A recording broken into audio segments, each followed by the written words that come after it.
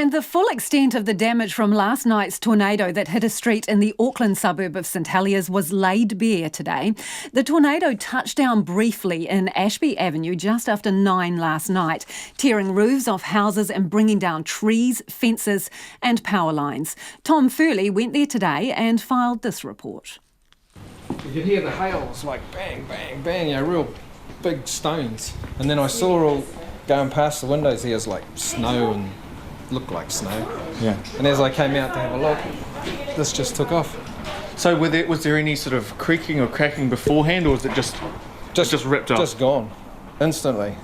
Just a big bang, I suppose, all the ripping of timber snapping. Standing in Dave Harris's dining room today, a light drizzle is coming through a gaping hole in the roof. Splintered wood is scattered across a pool table, which last night took on a more literal meaning, with water pouring from its pockets.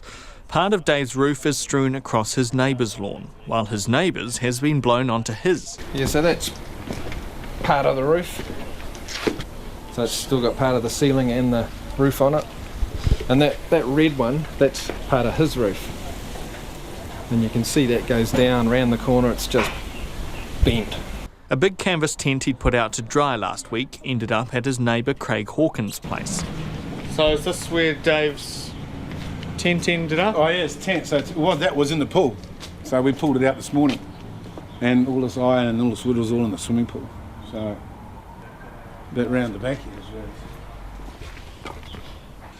Is that your roof or his roof? his roof.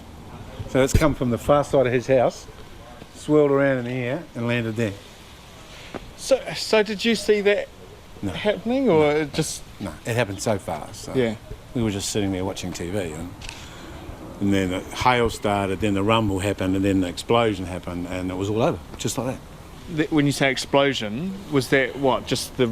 Well, it was the noise of obviously the doors imploding when the wind blew it out, and the roof lifting off, I suppose, and the tree taking out the power line that was connected to the corner of the house. It was just one big bang, and it was done instantly.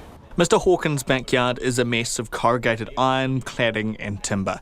At the front, his fence and mailbox has been completely flattened, and there's a gaping hole in the corner of the house.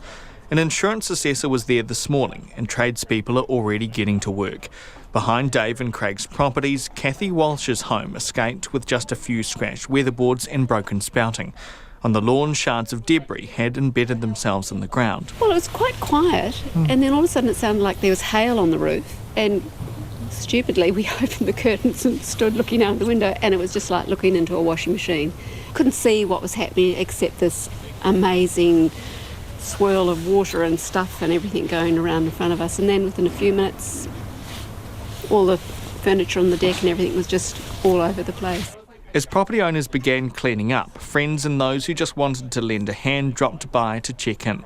Elizabeth Drayton lives a street over and, having experienced the Christchurch earthquakes, wanted to help. I'm literally just calling by to see what they need, offered them to come and use our home if they need power or they want any food or they need more blankets or anything like that, not knowing.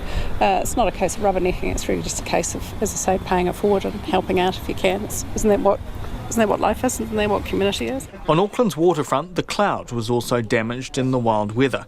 Auckland Live, which manages the venue, says the structural damage was not significant. One of the distinctive plastic panels was damaged at the very end of the building and a side door was broken.